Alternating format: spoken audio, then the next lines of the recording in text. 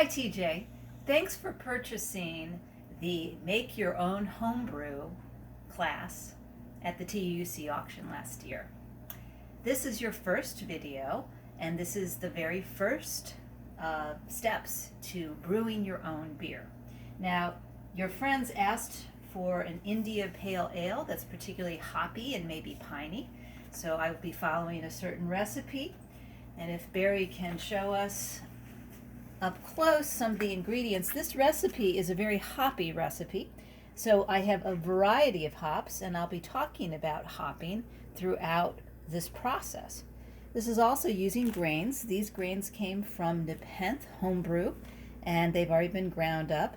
So the first step in this whole process will be steeping your grains, much like tea, and they will be steeped in water that is 155. It looks like we're up to 160 right now, so I'm going to turn down the heat a little bit, and they will be steeping for 30 minutes.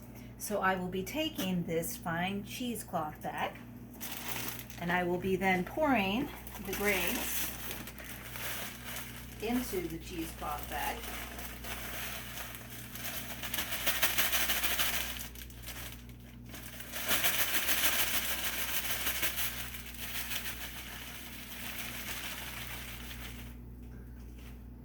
Side, tie it off like so, putting it into our pot here. It's up a little bit high, but I've turned the heat down, and then I will start my timer for 30 minutes. Meanwhile, I will sanitize all of the equipment that will be touching the wort when we get to that point.